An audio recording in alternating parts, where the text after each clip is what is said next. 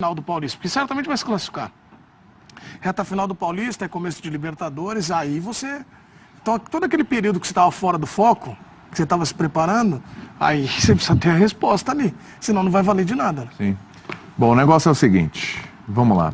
A gente tem uma tela aqui para falar da base do Palmeiras, porque a história hoje, o Edu está aqui, principalmente para falar disso também, é com relação à venda da base para fechar a conta.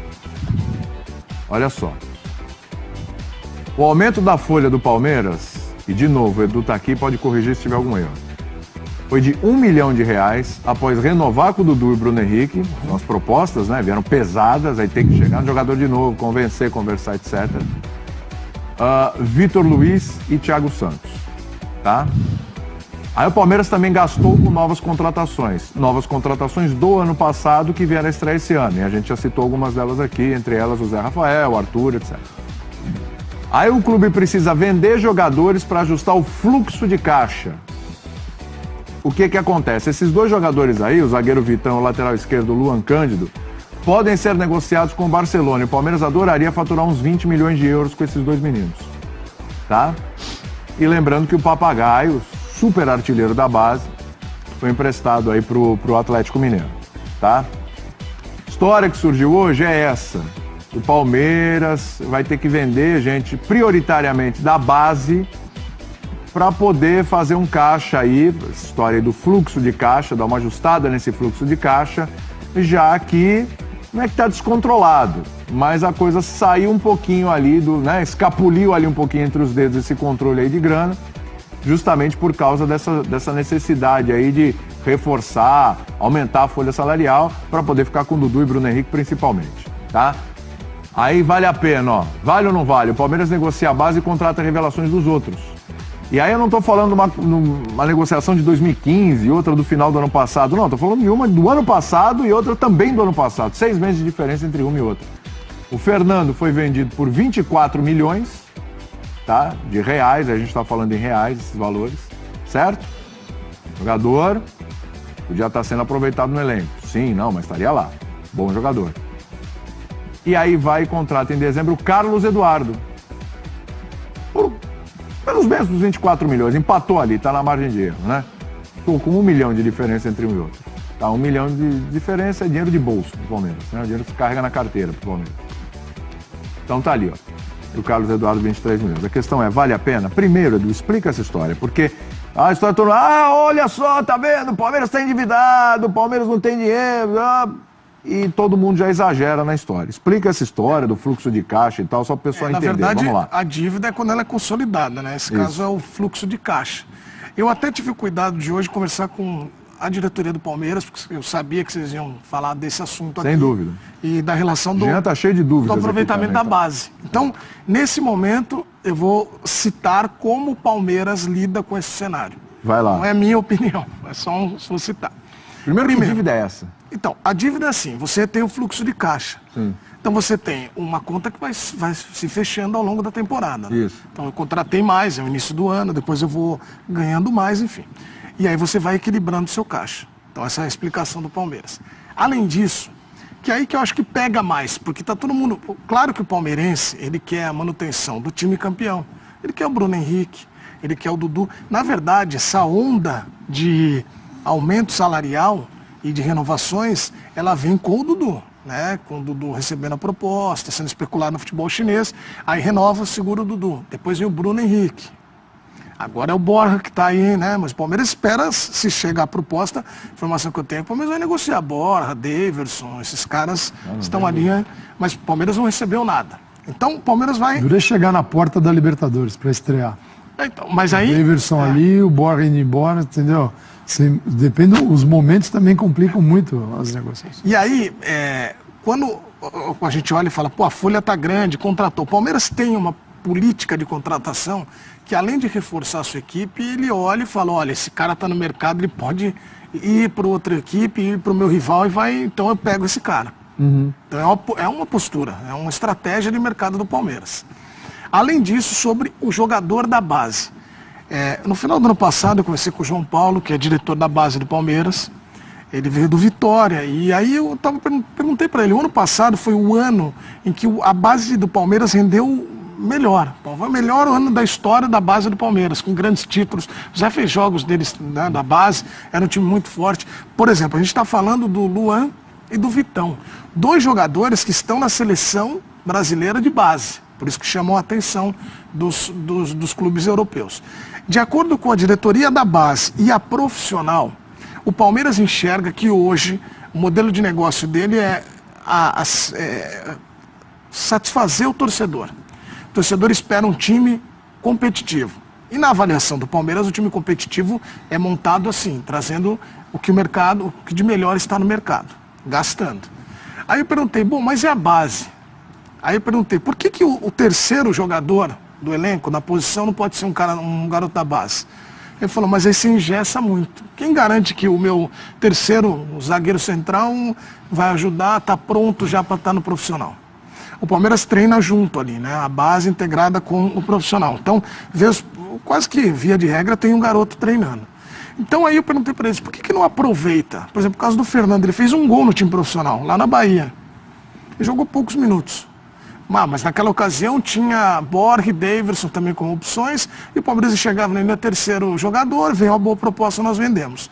Aí eu falei, bom, e agora, hoje o cenário do Palmeiras? Aí a resposta foi a seguinte, hoje a categoria de base do Palmeiras, ela serve para me dar jogadores para o profissional, mas para vender atletas também. Eu preciso dessa fonte de renda. Então essa é a leitura que o Palmeiras faz. Então quando você tem uma possibilidade de vender Luan Cândido, Vitão, jogadores que o Palmeiras consegue negociar, o Palmeiras vai fazer. Mas o Palmeiras tem outra estratégia, de acordo, repito, com a diretoria do Palmeiras, e aí depois a gente vai comentar, que é o de dar rodagem para os jogadores. E eles citaram o Vitor Luiz, que estava no ano passado como um dos titulares do time, foi campeão brasileiro, foi para o Ceará e voltou diferente. Só que o Palmeiras fez isso com o Arthur, voltou e já foi de novo, foi para o Bahia. Né, tentou fazer isso com o Johan, mas enfim, o Johan já está pronto, né, mas o Palmeiras emprestou o Matheus lateral para o Vitória, o Ian, então está rodando mais. Então essa é a alegação da diretoria do Palmeiras. Por que a gente não vê tanto esses caras, os garotos no time profissional? É porque o Palmeiras enxerga também que a base pode render frutos na questão financeira. Agora essa é a leitura, né? Precisa ver como o seu treinador profissional lida com a base, se cabe ou não, se tem espaço ou não. Então o Palmeiras vive essa situação. O Papagaio, por exemplo, jogava futsal há 3 anos, subiu, estava no time ano passado, foi até utilizado e o Palmeiras viu ali a possibilidade de fazer negócio com ele e emprestou. Ele vai voltar para o Palmeiras diferente. Mas esse retorno, que aí é o que o Zé disse, eu não sei se é tão... Acho que o Vitor Luiz aproveitou bem esse retorno. Mas o Rafael foi, por exemplo, para o Atlético, voltou e não está sendo utilizado. Então, esse é o cenário do Palmeiras. Então, essas são as informações da diretoria. E o Rafael não é da base, né? O Rafael foi contratado pelo Curitiba, exatamente. Então, o Palmeiras tem essa leitura de elenco. O problema é quando você tem alguns setores inchados. Você dá base que não vai chegar nunca. Sim. Geralmente, quando você pega um clube muito bem estruturado e que não está sofrendo para pagar dívida, não está ali enforcado, o caso do Palmeiras hoje, apesar de ele ter que vender para compor o fluxo de caixa, e a informação que eu tenho é que ele precisa de entre 30 e 50 milhões para girar. Para girar. Então, quando o clube está numa situação assim, o que ele faz? Ele vai ao mercado, o Palmeiras tem feito. Tem dinheiro, quer aquele. Quando você tem essa disponibilidade de escolher no mercado, certamente você diminui, né, a porta da base para o profissional é um buraco da fechadura, não é a porta mais, é a frestinha. Então, o último cara grande mesmo que surgiu quando? 2015? É o Gabriel. Gabriel, mas era um Palmeiras que saiu do ano, quase caiu para um ano seguinte tentando mudar as coisas. E ainda ficou no banco com o Oswaldo, e o Oswaldo chegou uma hora, vai. Ele nem foi inscrito no Paulista. Hoje, se ele surge hoje, qual seria o espaço dele? De empréstimo? Porque o clube está no mercado contratando. Então, quando você está muito organizado no clube, você também está organizado na base. Dificilmente está uma zona. Só que essa transferência de jogador da base profissional, ela é minúscula. Agora, a base, a gente também, é uma ideia errada, na minha visão, de você achar que a base, ela só tem motivo e função se ela traz o jogador das suas fileiras para o time profissional. Você pode também Você pode fazer vários tipos de jogador. Você tem o fora de série, esse aqui é meu. Se tem jogadores ali medianos, o que você faz? Estou produzindo para o mercado. Vai ter gente que vai contratar e precisa desse jogador. Então você faz jogador para o mercado e para você. Ninguém vai pegar e transportar 20 meninos para o time de cima. Agora, quando a gente vai mostrar daqui a pouco um negócio, quando você troca os 6 pelo meia dúzia e gasta uma fortuna e tendo em casa... Então, acho que essa é a questão. Eu estou começa a plenamente ficar, de acordo com né? o Calçade. Eu acho que esse modelo de você usar a base para ganhar dinheiro, para lucrar, para ter dinheiro para investir, normal. Você usar a base para emprestar alguns jogadores, dar rodagem para esses jogadores em outros times do futebol brasileiro, e aí, percebendo que o cara tem condição, trazer de volta para que ele jogue na sua equipe principal, normal também. Agora, o que não pode acontecer é você, de repente, contratar jogadores que não são jogadores com maior possibilidade de dar certo, com maior potencial do que os seus jogadores da base. Aí, eventualmente, até nesse negócio todo, você ter um ônus ali, você ter um déficit nessa operação toda, né? Quer dizer, você vende o cara por 20, contrata um outro que é tão incógnita quanto o que você vendeu por 23, aí tem um problema. Eu até acho que não tem sido o padrão, e acho que o exemplo que a gente usou ali, a mim não convence. Claro que quando a gente pega e põe o Carlos Eduardo lá, do jeito que o cara está apanhando agora, a gente fala, será que o Fernando não era uma melhor alternativa do que o Carlos Eduardo? Mas a gente está se baseando muito no começo ruim do Carlos Eduardo. Eu acho que aí talvez, entendeu, é meio um oportunismo pegar o moleque que não tá indo bem, moleque, já nem é mais tão moleque assim, mas o Carlos Eduardo que não está indo bem nesse começo de temporada e que calma também.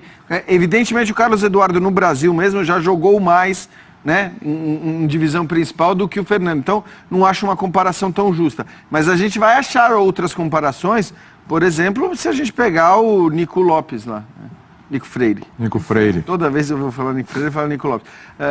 O Nico Freire é um jogador que foi contratado, ok, foi empréstimo, né? Mas não jogou Não jogou um minuto.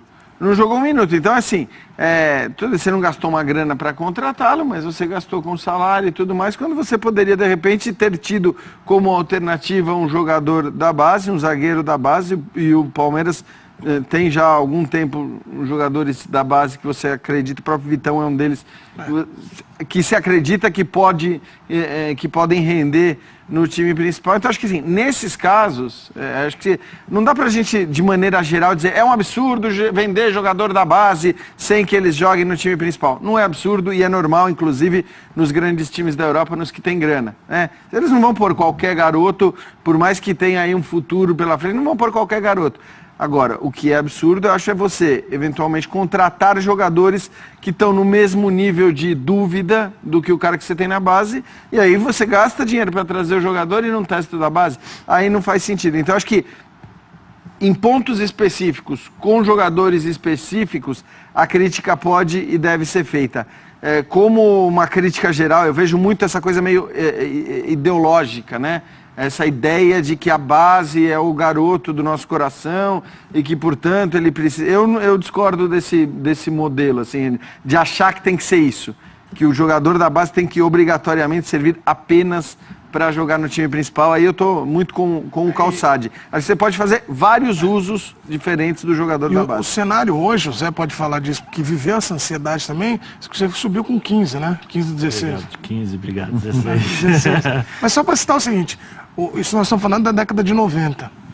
Jogar, pô. Olha lá. Esses dois, cara... Edu, eles são 100% do Palmeiras? Sim, o Luan e o... Ambos 100%. Eu só acho que os jogadores da base no futebol brasileiro, de uma forma geral, só recebem no clube está mal financeiramente. A verdade é exatamente. Mas basicamente é isso. Só isso. Quando os clubes ganham, a tendência é a pressão aumenta para os treinadores, a expectativa no ano seguinte aumenta e aí a necessidade de você fortalecer o elenco, de você dar a possibilidade para o treinador não cair por causa da sequência, ou se não, você fortalece o elenco, o treinador não consegue, caso o treinador não consiga dar uma boa sequência ou montar um time forte, o treinador cai e entra outro. É esse ciclo vicioso que nós temos. Infelizmente, infelizmente a base você só olha para os meninos da base quando não tem um fenômeno, quando não tem um cara acima da média, como o Gabriel Jesus, aí você passa a olhar com os teus olhos de outra maneira.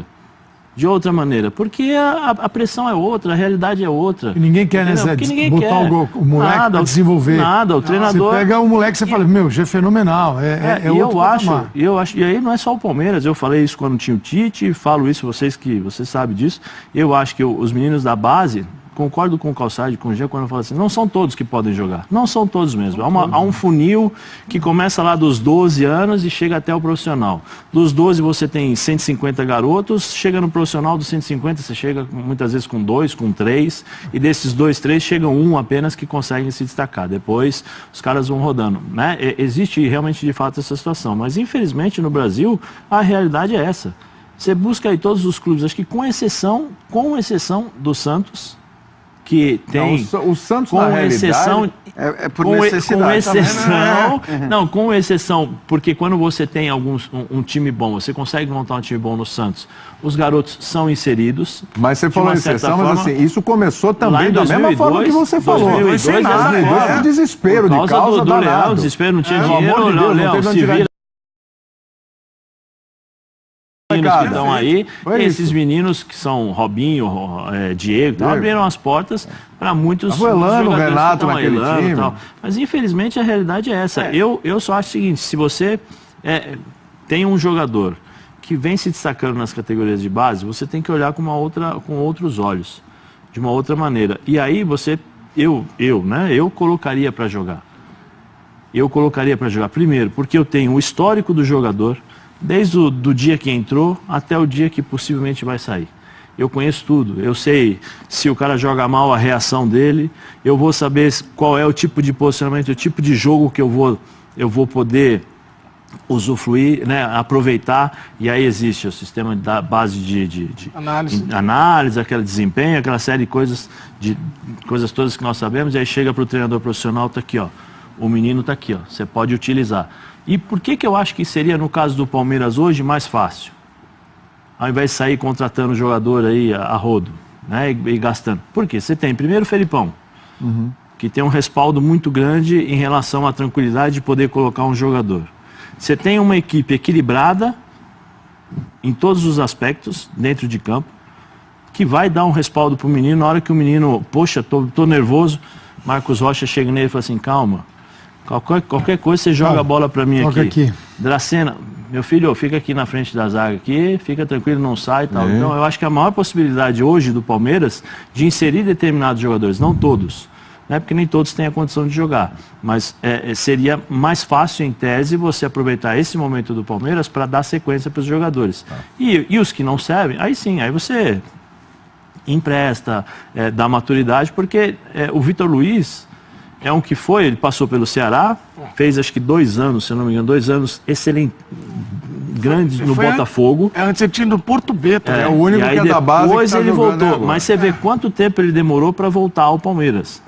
Né? Tenho que ir muito pro intervalo. Você quer dar um plazinho final, Jean? Você quer falar alguma coisa? Só para encerrar. A última coisa mesmo, que eu acho que, assim, além de tudo que a gente já falou aqui para tomar essas decisões, evidentemente, até para o Palmeiras, até para o Flamengo, entra o valor do possível negócio que você vai fazer. Claro. Então, assim, quando você recebe ofertas como a que o Flamengo recebeu pelo Vinícius Júnior, agora vai todo mundo falando, não, lá, vendeu barato, hein? Podia ter vendido por mais. Não é assim. Você não vende um moleque de 16 anos tendo a certeza do que ele vai conseguir produzir. Você até pode ter uma ideia do potencial dele, e já se tinha a ideia do potencial, mas tem uma certa grana também, que acho que, considerando a natureza e a realidade dos clubes brasileiros, você não pode não fazer o negócio, por mais que você acredite que aquele cara tem um potencial. Esses 2 nomes que a gente está lendo, a gente ouve há um bom tempo. O Palmeiras acredita que eles vão render. Eu já ouvi de diretor do Palmeiras falar, esse Luan Cândido vai ser lateral da seleção brasileira. Então, assim, se você acha que o cara vai ser lateral da seleção brasileira, eu acho que a venda, se você acredita mesmo nisso que você está falando, eu acho que a venda, ela tem que ser uma venda que seja compensada por um valor de um cara que né, na sua ideia, na sua cabeça, vai ser um lateral da seleção brasileira. Eu não sei se vai, tá? Mas... Só lembrando, um Palmeiras tem 70% e do outro Palmeiras tem 60%, né? Não tem 100%. Ah, não é dos dois, 100%. Não. 70 de um, 60 do outro. Mas é um problema bom, né? O técnico que tem um monte de opção. Quanto tempo de contrato esses meninos têm? Não, agora eu não tenho essa informação. Posso até pegar e já mandar para vocês, mas... Porque isso potencializa uma venda. Claro, O que exatamente. acontece? No futuro o empresário vem e fala assim, ó, me dá 10%. É isso. O Palmeiras fez isso com o Mina. Mas é bom ter opções, né? Só vou deixar uma pergunta no ar pra você, você não vai saber responder. Você sabe o que Gustavo e Jean Mota tem a ver com Mbappé, Neymar e Messi? Rapaz do céu. Rapaz do você- céu, é uma se boa. você- Depois do Nossa Senhora, Ele rapaz do quase céu. que nem eu. Você tem ideia? O programa vai até as 8h30, pode ficar aí. Você Tem o ideia? Instagram verificado. Você tem aqui, vem mais dois aqui. Instagram verificado é boa, hein? É boa. Essa é uma- Você faz ideia? Qual é a não relação? faço. Foi boa a resposta. Mas eles têm o Instagram Instagram verificado? verificado. Já é. Você sabia que o Gustavo tá melhor que o É Salah? o quê? É mesmo? É, sabia? Então vou acompanhar isso aí. O autor dessa pesquisa vai chegar no próximo Depois você bloco. solta a arroba dele ali. Olha o arroba dele, é ótimo. Olha né? isso aí! Às 7 horas da noite, bicho! Arroba dele,